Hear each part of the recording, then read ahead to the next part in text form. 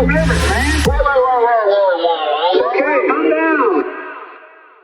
Well, Brad made you something. That's terrific. You know, what's funny about that is that there are like a lot of pictures of me in Ahura outfits at various Comic-Cons on the internet. The first time I was ever quoted in a mainstream publication was that The Guardian interviewed me. Maybe you can find this, Brad.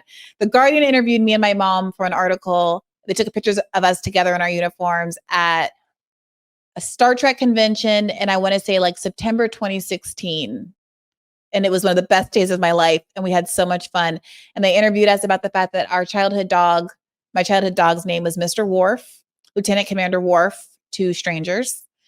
And the title of the article is something like "Making Star Trek Cool Again." Yeah, that's me and my mom. Oh my God, that's such a great photo.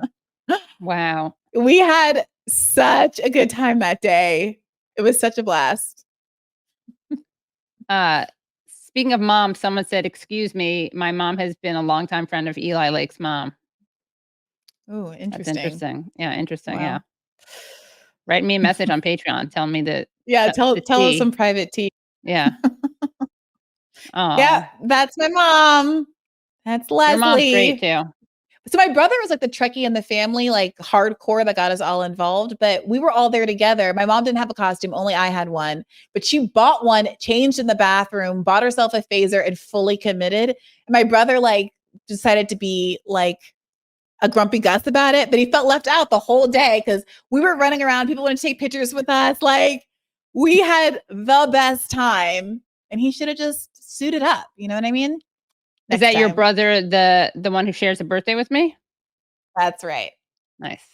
You know how Cancerians can be, Katie. I didn't want to say it, but he was being a little bit of a moody Cancerian. Oh, Cancerian. Yeah, right. By the way, BPD is Patrick Bet David from Valuetainment. It's funny. I just heard about him. Like someone just asked me about him. So yeah, I don't think I would work for him. A friend just told me he went to Mar-a-Lago, and I don't think I would move to Florida. So, and by the way, I want to give a shout out to Ayman's show on MSNBC. Really good show. Yeah. He's been holding it on the fort. Yeah, really good. Yeah. He had Roz Siegel on. He and Ali Velshi. Yes. Sorry? Yeah. He had Roz Siegel on last week. Yeah. Oh, good. Oh, wonderful. Yeah. God, I'd love to have Roz Siegel on. Me too. Maybe Yeah. Any connections? Yeah. Yeah. Well, this has been so great. And this is like an old school one where we go long. We've gone long. Remember the COVID days, Katie? Oh my We'd God, be on for like so from like 11 to 2 o'clock in the morning. No. And there'd be a lot of people right there with us. It was really fun. Yeah. Yeah, Jewish goodbyes. You know what an Irish goodbye is, right? An Irish goodbye is when you leave without saying goodbye. Yeah, and a Jewish goodbye, of course, is when you say goodbye without leaving, which is what I always do. Yeah. That's funny. And Jonathan Cadman had a very nice comment earlier on that I highlighted, which was about how this is the best podcast duo. Yeah, we do have to do this more. Jonathan Cadman is like one of my all-time favorite people on Twitter. He and neoliberal tears keep me sane. Oh my and they're God, so informed and knowledgeable. Yes, hi Bessie, exactly.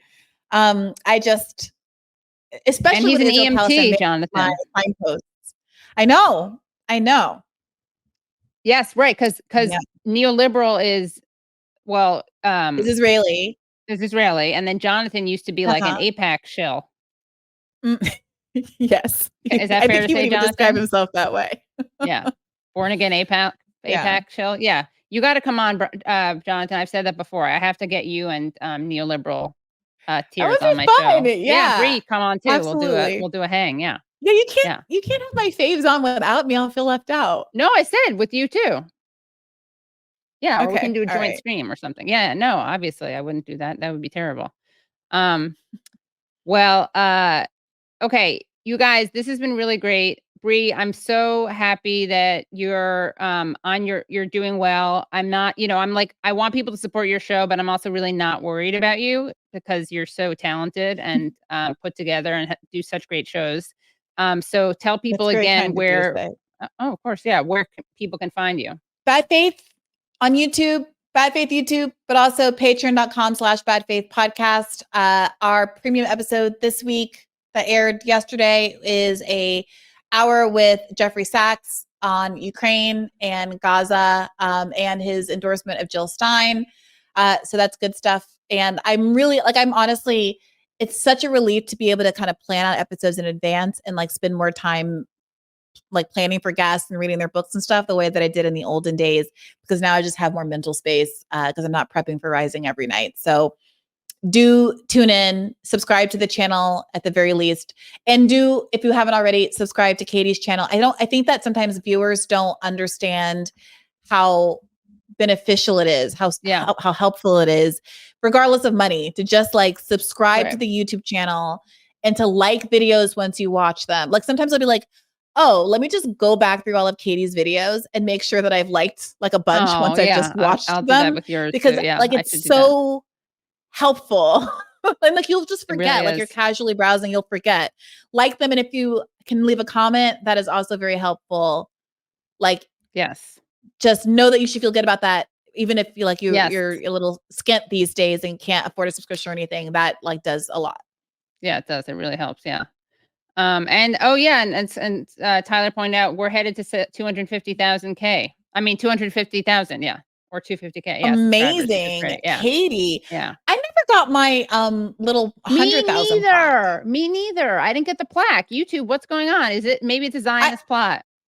Or two anti-Zionists. I saw that Sabby got hers, and then I was like, well, what the yeah. Where's mine? Yeah, we gotta follow up. We gotta follow up, yeah. Okay. Well, Bree, thank you so much. And Brad, thanks you in the private chat for calling it a plaque instead of a trophy, which is what I called it. A YouTube trophy, which I like. Yeah, we should be regulars on each other's show more. I agree, Jonathan. I love talking to you, Katie. Yeah, me too. You're my favorite co-host. Yeah. I'm secretly super jealous of Aaron. I think that we could really do great things. We'll discuss it. We'll continue to discuss it. We'll work on it. Yeah. Now that you're not on Rising, we have the world is our oyster. Katie, sell stickers with your channel name, then we'll post them all over town. Yeah, let's do that. We'll get someone to do that for Bree in DC. God, I'm so bad at merch. Me too. I don't know. Maybe DEI Barbie is the thing. You should definitely. You really need to do DEI Barbie. I mean, I don't have anything. Maybe some Bodhi paraphernalia, but besides that, I don't have anything comparable to that. So Brad could just hook you up. Oh, Basil says you have to enter a form on the YouTube backend to get your plaque. Oh my God, that's of course Bree and I would never do that or notice that we have to do that. I never would have known that. I just looked into it, and according to YouTube or Google, it says once you fulfilled the criteria for the plaque, which both of you qualify for, it says we will send you a redemption code, which then once you have that code, you go online and you enter the code. Where do we find the redemption code? They emailed it maybe? I'm assuming, yeah. So maybe worth checking your email. Oh, okay, yeah. Good to know. And it says, if you've misplaced that redemption code, I'll send you the link. Yeah. Okay, great.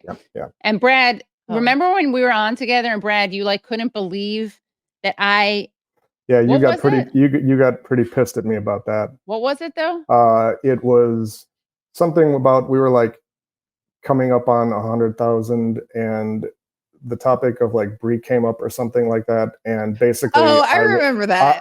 I was just like yeah, of course she's gonna be leaps and bounds beyond this or whatever. I think I hadn't gotten to 100,000. Right. Yeah. And you expressed surprise that I hadn't. Was what? I was just like, no.